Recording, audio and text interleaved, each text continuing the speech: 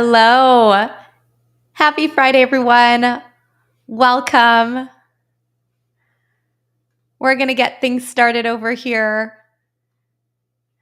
Just want to kick things off, make sure we're set up and streaming across LinkedIn, Instagram, and YouTube. Happy Friday, everyone. I hope you're having a great week. Give me just a second to make sure we're all set up over here. All right, I think we're rocking and rolling. All right, I see we are live on Instagram and we are live on LinkedIn and we are live on YouTube. Well, hi everybody and welcome. We're so excited to have you join for this week's Career Accelerator Q&A. Really the goal here is to support you in questions that you have right now tied to your career and making sure that we are getting rid of all of the things that are standing in your way from not just unlocking, but achieving higher levels of growth in your career. If this is your first time joining, welcome. My name is Tiffany Human. I'm a CEO and career coach, and I love supporting corporate professionals to reach newer levels of growth in their career, whether that is transitioning into an exciting new opportunity, getting that promotion, increasing your income, and really mastering a lot of the soft skill strategy along the way that will get you to where you want to go and get there a lot faster. That's what we're here to do. So if that sounds good, let's have a little fun together. This is also really informal, so I want to make sure that we're taking any questions that you have. We are again streaming across LinkedIn and Instagram and YouTube right now. So please join me on the platform that is most comfortable for you to ask your questions. But this is your time with me. And I just want to make sure that you're walking away with really practical strategies you can implement right now and set you up for so much success. I'm also really glad to be back, guys. I was very ill last week, and we unfortunately had to forego our last Friday live as it was just not a good headspace to be able to be here and answer your questions. So thank you for your patience. It's great to have you here. We have a great group joining us right now over on Instagram and LinkedIn from what I can see. So let's kind of kick this thing going and take the questions that you have with wherever you're at right now in your career. Please don't be shy. Again, we can cover anything from internal workplace issues or opportunities that you might be working through right now, or maybe you're kind of at a point of looking for new opportunities and feeling a little stuck on that. So I really want to make sure that you have everything that you need. And of course, I will see those questions pop up here as well. One thing I will say right off the bat, in case you haven't seen yet, I'm hosting an amazing free workshop next Monday, actually, all around nailing your first 90 days in a new job or a new role. I'm so excited for this workshop. I've never hosted this live before or for free, and I really am unwrapping the layers of the onion here to get it right out of the gate, because those first 90 days are so critical, and it really sets the tone for the future success that you have with your company. And especially if you've been looking for a role and you finally landed this new role, we want to make sure that you thrive there, right? Or maybe you're stepping into a new promotion or a new level of seniority and it's feeling a little bit uneasy for you, and you want to make sure you're really handling that with confidence. So I would love to have you there for this incredible event. It's coming up, like I said, early next week. If you are joining me over on Instagram, please just comment 90 and I will DM you those details so you can save your spot. We have a lot of registrants already coming through, which is so exciting to see. And if you are joining us over on LinkedIn, let me go ahead. I'm going to have my team just share the link here to save your spot. I'll mark that in right here so that you have that, and you can actually just go ahead and register directly from LinkedIn. Okay. So please take that time. It's just a 1 hour workshop in and out, but it is going to equip you with so many strategies and how-tos that quite literally my clients are using this year, that has helped them crush their new roles with confidence, get promoted faster, get more raises faster, build the right types of relationships and support system on the inside. So all good things. And I can't wait to see you guys there. Okay, well, as I'm waiting for a few questions to come through, again, please don't be shy. I'm kind of looking here across different platforms to make sure I'm not missing any. Thank you so much, Christina. Yeah, you can actually just sign up directly in the link that I just dropped on LinkedIn that my team dropped there for you. You probably should see it. Scott saying, I love how intentional this is. Everyone wins because they get what they want. Oh, I'm totally with you, Scott. I agree. And that's really what we're here to do with our weekly career accelerator, to remove that guesswork. I know there's a lot of information out there around what to do and how to do it and when you should do it. So it just helps to have, proven strategies that you can implement right away and take it and run with it and set yourself up really well. As I'm waiting for some of the newer questions coming through, I know some things that I've been getting emails about this week is kind of tied to performance reviews. I know those are coming up quite soon for many of us, and maybe you've already had it, maybe you're prepping for it, maybe it's coming up early in the new year. And so I did want to share a few insights there. And yes, for the questions coming over in Instagram, you could just comment 90 and I'll be able to DM you the link pretty easily. So just comment 90 over on Instagram or on LinkedIn. Feel free to save your spot from the link that I've just shared, and same thing over on YouTube. But yeah, so when it comes to performance reviews, guys, this is a really important moment to get right. What I always say is that it's not just about performance reviews, it's really the tone you set even prior to those reviews. It's actually one of the things we're going to be diving into quite a bit in my workshop, because the last thing you want to do is really bank on just one moment in the year to like drive all of your career growth. It really has to be more of an ongoing dialogue, and something that I really encourage to have those conversations more on a regular basis, on a quarterly basis, instead of just waiting for that year-end review. That puts actually a lot of pressure on you. And it can also lead you to forget about some of the things that are really important, that are directly contributing to that next level growth that you want to achieve, whether that's a promotion, a raise, any type of internal movement, right? And so when it comes to thinking about your performance review, there's a few things that you want to get right. The first is, you really should be the one leading your performance review. And I know that might sound sometimes counterintuitive, because you're like, well, I'm having my review with my manager. They should be the one leading the review with me. And they are there with you, but this is your career. And so I always recommend going in prepared with your game plan around what you've accomplished, what you've achieved as it relates to the evaluation criteria of your role. And that's things that you should already have information on. It's things that you could have been tracking throughout the year. So you really want to be forthcoming and sharing that information with your boss to really show over, whether it's the last 6 months, the last year, the last 3 months, the evolution that you've demonstrated in your position and the type of impact and results that's created, not just for your own development, but also for the business. So you really want to start there.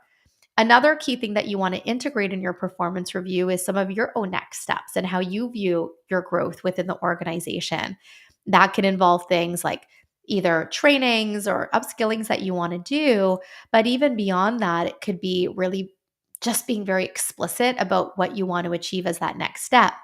And again, remember, if you will have already had some regular conversations about your career growth, these goals shouldn't be a surprise to your manager. It should be really just a continuity of conversation around that, right? So you're more just getting that pulse that everyone is still on the same page with you with this, and there's no blind spots in your way to make it happen. And then thirdly is where you're going to kind of shift it back to your boss for their feedback and insight, where you can then really build on that and make sure you're on the same page in terms of your next steps. The goal with any performance review is that you should not be leaving with any lack of clarity or uncertainty of what those action steps are and what those outcomes are going to be. That's a bad performance review if you're leaving feeling very uncertain or unsure of the what comes next. And I've been there. I know quite a few of our clients have felt that in the past as well, where they had a review initially and they're like, that didn't feel quite right, versus following this methodology of really taking control of the review and having some preemptive conversations leading up to it as well. That made it so much more fluid and helped them secure their promotion and raise a lot faster. And why that's so important is because a lot of those decisions around the advancement is actually happening well before the performance review even takes place. And so if you are missing the boat by not setting the stage for those conversations, you might very well be one of those people who gets feedback in a review that, it has to wait for the next cycle, or it has to wait until the next year or the next quarter. And you don't really want to be getting strung along for something like that, right? And so the more that you're in tune with this, the more that you are really guiding that conversation and even asking questions very explicitly around any outstanding areas that will help you really solidify that next step by the timeline you have in mind. That's the essence that you really want to get through in a review. And again, if you're doing it right and you're having these ongoing conversations, this should really just be an extension to what you've already been discussing without any surprises. So I definitely wanted to share that with you guys joining today because we've been getting a lot of questions around that. I know it's the time of year, performance review season is here, and those are definitely some best practices that you can apply in terms of your prep, in terms of your follow through, and the types of conversations that you're driving with your manager and even sometimes your manager's manager who might be part of it as well. Again, guys, want to make sure I'm taking all the questions that you have. Please don't be shy in dropping any that you have, whether over on LinkedIn, Instagram, or YouTube. I should be seeing those coming up on my end. I've got a few windows open to make sure I'm not missing any of that. But also, thank you for taking the time with me today. I always want to make sure that we're getting all your questions answered and supporting you very much in these important next steps of your career. Let me just make sure I didn't miss anything over here. Yeah. Okay. Perfect. Let me come over here. All right. Amazing. So, some of the other questions that have been coming through this week that we saw from our community as well, we've been getting a lot around networking. And that was one of the topics I also wanted to share today. So, networking obviously is an always on thing, not just for new opportunities, but also internal networking. And some of the questions that we got were around, the best way to really initiate a connection with someone that you've already been in touch with or someone that's in your network already. So think of it as someone that you either worked with or someone that you've connected with maybe a year ago, and you feel like they are a good contact to re-engage with, whether maybe because of the company that they work for that you want to be a part of, or maybe they've been a good support to you in the past and you want to re-engage with them. So a really good way of doing this to make it very natural and very easy is to, one, try to pick up from where you last left off with them. If you did have a conversation with them that you can actually go back and look at, maybe like a LinkedIn DM or an email conversation, try to start there so that you can actually build off of what you last talked about. If you don't have that as a reference, then the second option you're going to use is looking at their LinkedIn profile and seeing a recent piece of new news that you can speak to and use that as your gateway in. So if let's say it's the first example, you might say something like, "Hey, Christina, I know it's been a little while since we last connected. I remember when we spoke a few months ago, 6 months ago, you were mentioning X to me. How has that been going for you? I would love to hear an update, and I hope you're doing really well." And then that's going to prompt a response. Obviously, you're asking a question and it's building on something that you've previously talked about. Remember, you're not making it about you, you're making it about them. That's really the key. You always want to make it about them because inherently it will then come back to you, but you don't want to lead with you because that might turn them off. Okay.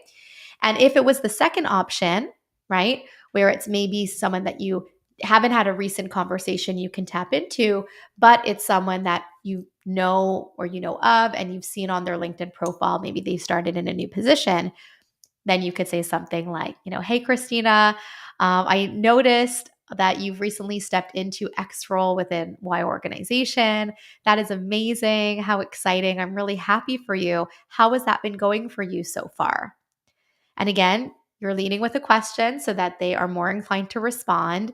That's a very good little trick and hack when you're networking with people. Don't end on statements that don't prompt a response.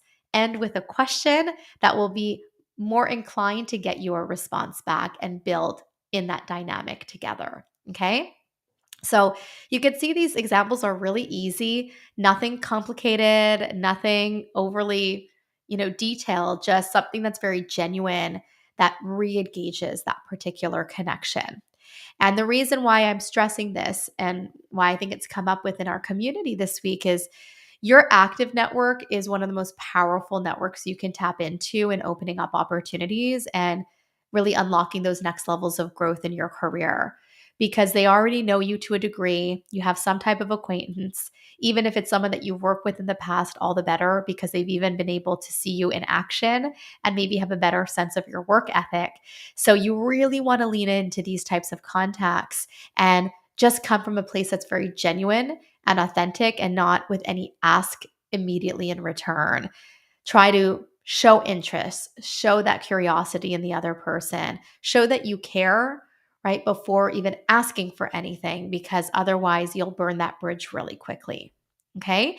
So I hope that helps as well, just based off some of the questions that had been coming through this week. I also want to make sure I'm not missing any over here, guys. We do still have some time left together, so please don't be shy if there's any questions that I can further answer with where you're at and some of the things that you might be experiencing right now in your career or any questions that you'd like some direct guidance on. We've been seeing a lot of great movement with our clients just this week in terms of networking efforts and interviews and following through with job offers, very much through these proactive strategies where you're creating your opportunities. You're not just waiting for them to come to you. So that was one of the things that definitely was coming up I wanted to share. Let me see if there's any others that I'm missing here. And again, if you are just tuning in, well, thank you so much for joining. Really happy that you could spend some time of your Friday with me. My goal is to really make sure we're answering the questions that you have tied to any challenges or opportunities you're working through and really unlocking and achieving those next levels of growth with where you're at. Maybe you're exploring new opportunities right now. Maybe you're trying to finally break through in your organization and you're just like, ugh, I feel like I've hit a little bit of a plateau. This was something I was actually helping one of our clients with this week in really building out her support system because she was such a strong worker, amazing results, a great team player. But where we saw the gap in really accelerating towards her promotion was the support system from her senior leaders. And so we've been putting together what I like to call your internal tour, where you actually start initiating one-on-one conversations with these respective leaders. So that way you're not over relying on your boss to do that heavy lifting for you. You are not expecting others to just hand you a promotion. You are taking it by the reins and leading it for yourself. And so if you want to do this in your own organization, I really encourage you to think about who are those influencers who have some impact on your progression. Your boss is going to be one of them, but guaranteed there's other people who are influencing that as well. And so those could be some of your senior leaders on a vertical track. It could be people in other departments. It could be directors or VPs in different divisions. But you need to know who they are and really make sure that you have one-on-one connections with them. Because if you're just relying on your boss to speak well on your behalf, it's very much the waiting game. I think if you're with me here, you could definitely appreciate, wouldn't you rather control that narrative than have someone else do it on your behalf? Right? Because you never know how things are being interpreted. You never know if someone's saying things the way you want them to be said, or if it's falling into, a different area that might actually do you a disservice.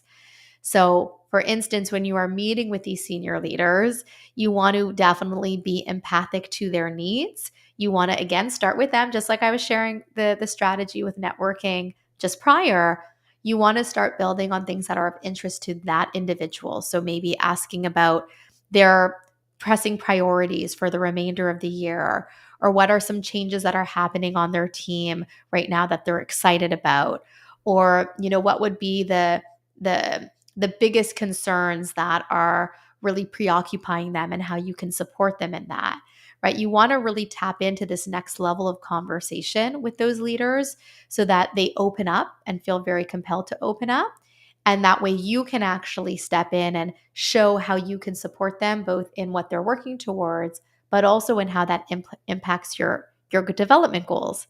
And use that as an opportunity to get their alignment or support in the way that you want to grow as a next step. And the best way to do that is have those conversations directly. I could tell you when I was at L'Oreal, I had a conversation just like this for a promotion that I thought was honestly in the bag from the way that my boss had been talking about it. And when it didn't come through right away, I was very frustrated. I didn't understand. I felt like I was blindsided or misled. And what I came to realize is that one of my senior leaders was the blocker, that she wasn't the one that was giving her seal of approval. And so instead of letting that get to me and bring me down and say, you know what, I'm going to get out of this company. There's no point. I'm not going to grow here. I took matters into my hands and I booked that meeting with that VP.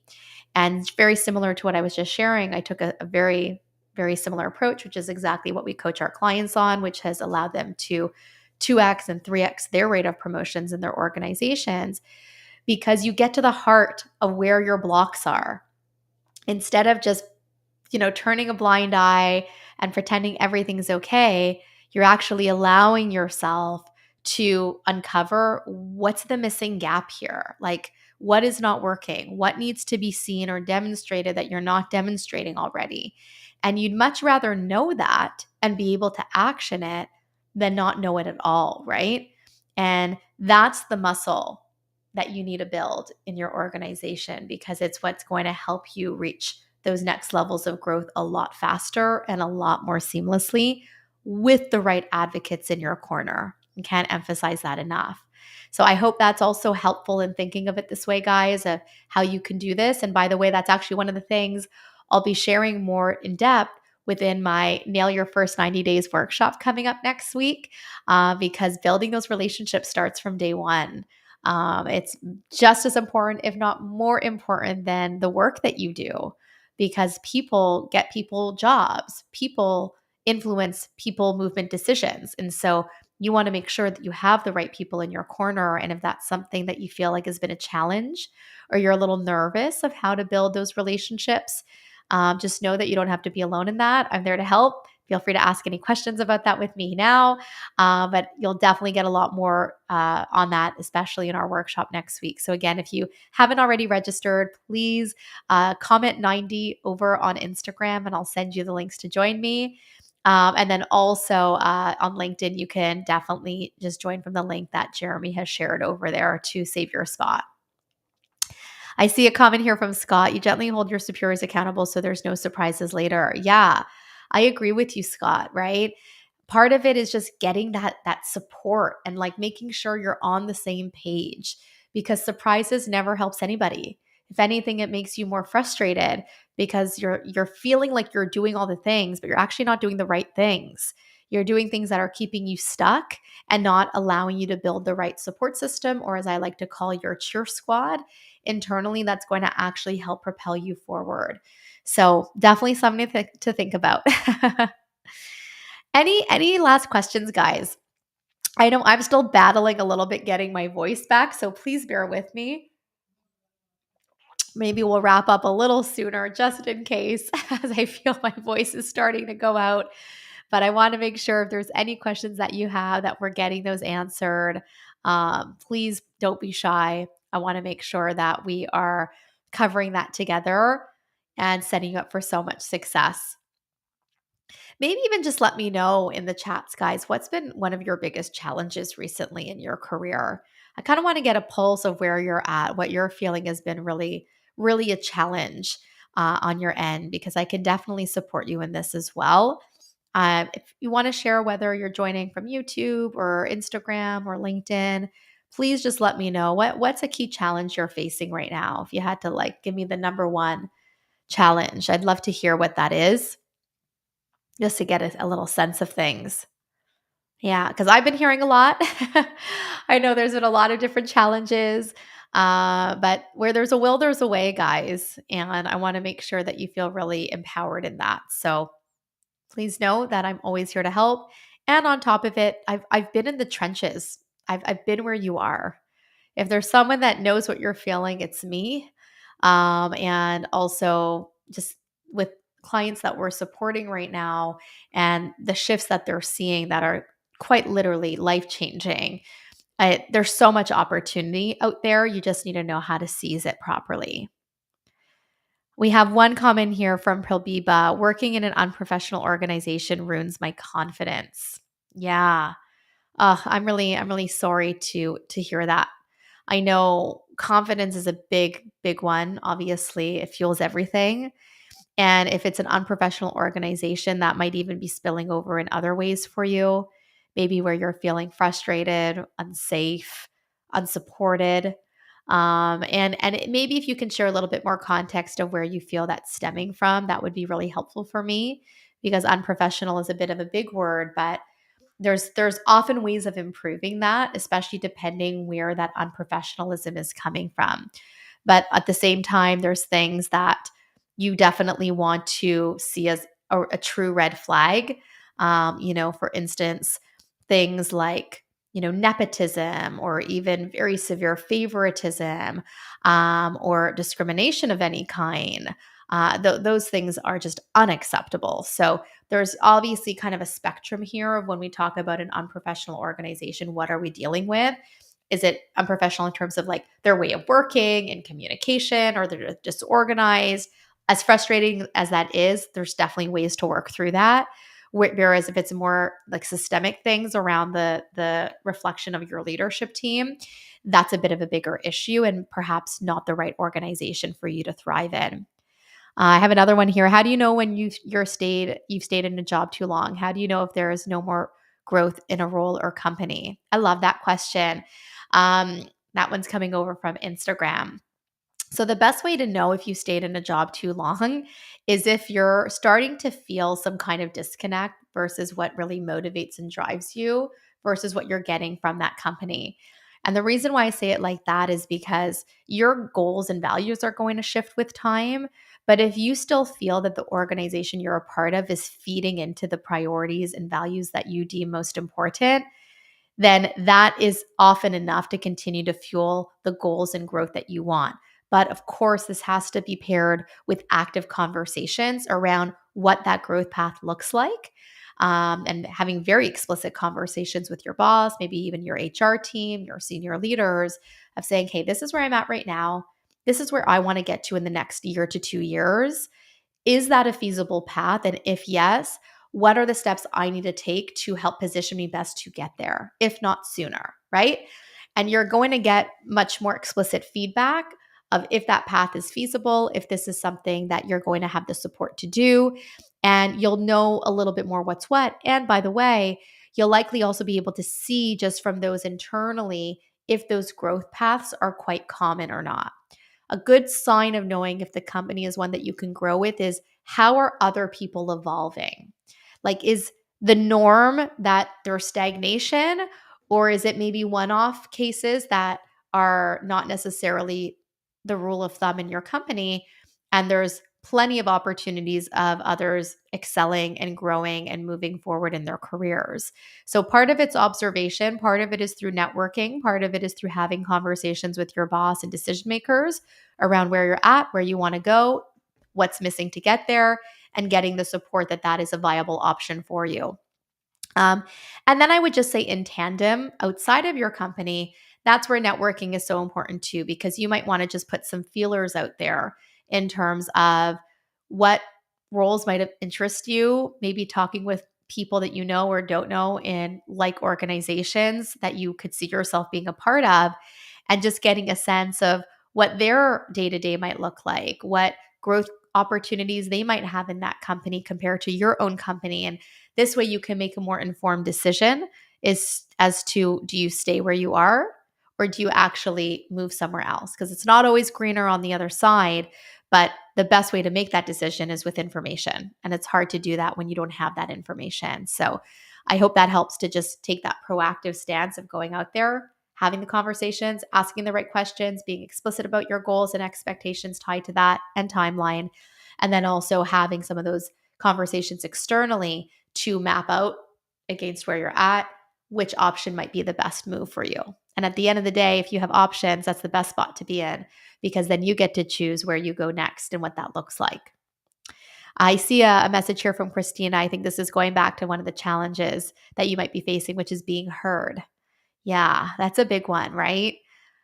I mean, when you're in a company and you're feeling like you're not being heard, that's very demotivating. And so don't be shy in raising that and giving very specific examples as to where you're feeling like you're not being heard, right? So let's say this is happening for you, Christina, in maybe a work meeting, or you feel like you're constantly getting talked over, or you're sharing ideas that no one's really listening to. And then your colleague shares that idea the following week, and now everyone's listening and paying attention, right?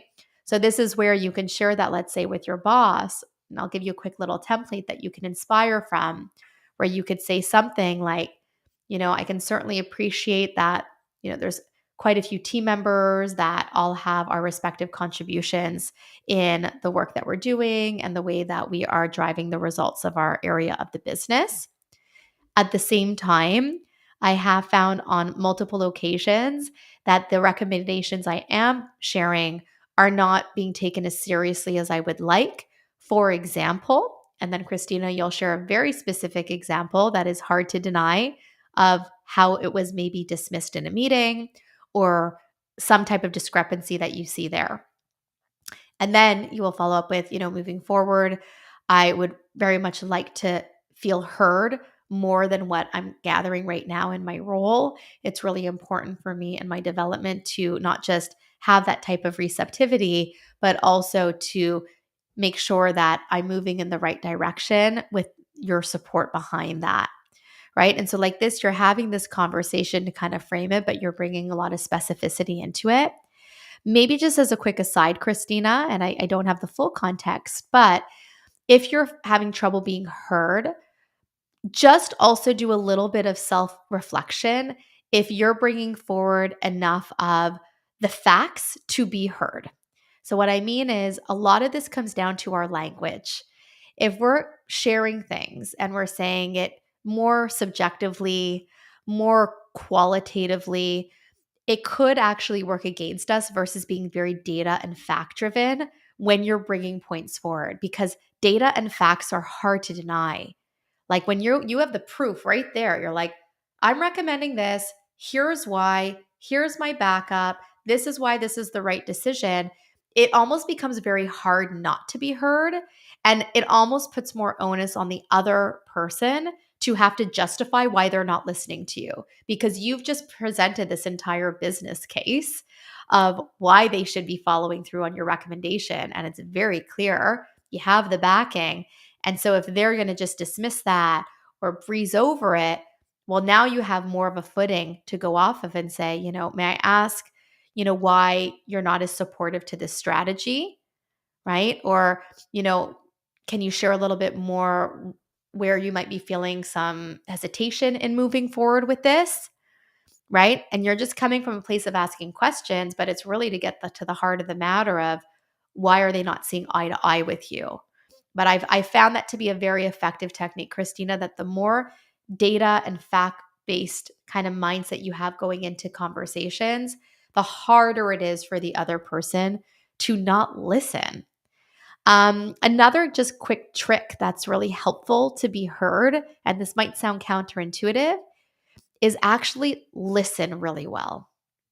Listen to others really well. Because when you're picking up on nuances of what people are saying, the messages that are being passed, and you are taking note of those messages, and then when you share what you want to share, you're actually mirroring some of their language. You're using their own points and reflections and how you're bringing points back to them. They're going to be more receptive because it's very in line with how they're thinking, right? So you're making it your own by integrating your own points, but you're also inspiring from what they've shared with you so that it actually lands a lot better, right? So I hope that helps. But just a few pointers that can guide you in the right direction. I'm seeing some other challenges that are being shared here. Thank you guys for dropping those in the chat. I see feeling burnt out and underappreciated.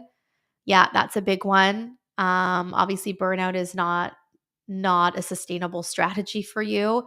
I would definitely encourage you to identify where that burnout is stemming from. Is it a workload thing?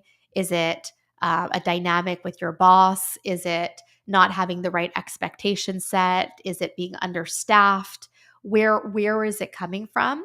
And if you haven't already, definitely comment 90 to join my workshop next week on nailing your first 90 days, because even though we'll be focused a little bit more of setting yourself up for a lot of success in a new job or a new role, what you're going to want to do is take those strategies just to avoid being in a situation of burnout, right? The more that you kind of set the tone of what you need to be best supported and what's not sustainable, you're going to be able to better get around that, even feeling underappreciated. There's probably a gap between what you value most in your role and what your boss is giving you, right? They might not know that for you, as an example, that being recognized is really important. And so if you're like, I'm not getting any recognition for the work that I do, and in fact, I'm just getting like tunneled, I should say, with just tons of work and like menial tasks that aren't even supporting me in the goals that I have, obviously you're going to feel really burnt out, right? So it's very important that you share that particular feedback with your manager, not to vent, but in hopes of finding a more sustainable option for the both of you. Because if you're burnt out and you're feeling underappreciated, there's no way that you're going to be able to show up as your best self, and that will hurt you. It will hurt the business. It will definitely put strain on the relationship with your boss. So if you do need any more help with that, please let me know. But I think at least the workshop next week will be very enlightening. And if you are joining over on LinkedIn, just go ahead and sign up directly in the link that I've shared over in the comments of today's live, okay? And if you're joining on Instagram, please comment 90 and I'll just share the link with you directly. I think there's just a few other points that I'm seeing coming through. By Ready Chinu, I joined in a company almost start of full year 2025. Okay, I'm maybe you're mentioning 2024. I joined a company almost start of full year 2025, and I'm just 2 months in, and I'm struggling to put in my personal development goals. What would be the ideal topics to measure yourself as a new employee? Oh, I love this. And so timely. So timely. If you haven't signed up for my first 90-day workshop, you got to be there. Comment 90. And we're going to be covering that, because when it comes to your own personal development goals, you definitely want to do that early on. And it's going to be partly done with your manager around what objectives you're being evaluated against and how to optimize towards that. But I would also very much say that if you have certain goals that you want to hit by a certain timeline, you want to bring those forward to your manager as early on as possible, because their goal is to support you, yes, on the business needs, but also in what motivates you, what's going to keep you retained, what's going to help you get to that next level in the organization. So when you're asking about what are ideal topics to measure yourself as a new employee, part of it could be like some of the hard metrics, maybe tied to the function of your role. Part of it could be soft skills in terms of ones that are really valued by your organization. Soft skills maybe like communication or entrepreneurship or collaboration, as an example. Part of it could also be, when you think of your development goals, what are action steps that you want to take to work on those goals? That could be how you measure yourself in that. For example, if let's say you want to really become the authority in your department on X type of initiative, well, that could be one of the things that you measure yourself on as a new employee of, okay, I want to work towards that. I already have a good foundation. And in the next 6 months, this is where I want to get that to. Okay, so just a few things to keep in mind, but you're going to want to get insight from your boss first and foremost around how they measure success for you in the role, because you don't want to go down path A when you really should be going down path B, and you just haven't validated that with your manager. This is something that has to happen ideally within the first couple of weeks in a role, never mind 2 months in, because 2 months is still a lot of time. I know it doesn't feel like a lot of time, but that's really where those first 3 months in a position are critical, and why I'm doing a dedicated workshop on this, because I want to ensure that you're set up for so much success, not just now, but also very much into the future, right? So I hope that gives a little bit of context of how you can navigate that. Just coming back quickly to Probiba, you were elaborating a bit on the unprofessional organization. You said incompetent staff, including one passive aggressive colleague, confusing organogram, lack of commitment to principles, low salary, reimbursement comes late, or not in the amount requested. So yeah, it seems like there's a lot of disorganization on the inside that is also likely spilling over in terms of the caliber of employee and talent on the inside. And it's likely creating that frustration that you're feeling. So I know it's probably a bigger conversation, and please feel free to reach out to me to chat a little bit more. But I will say that you have to ask yourself if this is the type of organization that will bring out your best. There's ways that you can work through all of this, by the way, like salary conversations, lack of commitments. I've helped my clients do every one of these things and more with a lot of success. So just know that there is hope and there is opportunity of improving this. I think the bigger question for you, Prabiba, is this an organization that you can see yourself with longer term? Is it worth fixing this? Or are you more inclined to put your time and energy somewhere else? Right. And just make sure that you're optimizing that properly for you, because your time is precious, right? You want to make sure that you are able to really leverage that as best as possible. And if it's time to make a change, well, better off that we know that sooner, so that you can already start taking action towards that, versus feeling stuck or stagnant in a company that you're like, this is just so unprofessional. I need a lot better strategy and guidance and leadership, not to deal with this kind of, crap all the time, right? And you deserve that. You deserve that. It's so, so important. I see another follow up here. We are pretty much understaffed and they do micromanagement. Even if I'm in the managerial position, I've been in the company for 3 years now, and the boss has been mentally unstable, and it's impacting us so much. Yeah, I completely empathize with you on that. I actually was just helping a recent client navigate a very similar situation to this. And I think it comes back for you. I'm just going to go back to your earlier message as well, just for that full context, where you want to bring forward, hang on, let me just pull this back up here.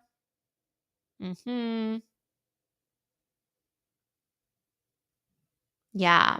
So if you're feeling, that undervalued, understaffed, that's probably where a lot of the burnout is stemming from, right? There's not enough people to do the work. This is a huge opportunity to prioritize and strip back things that aren't needed.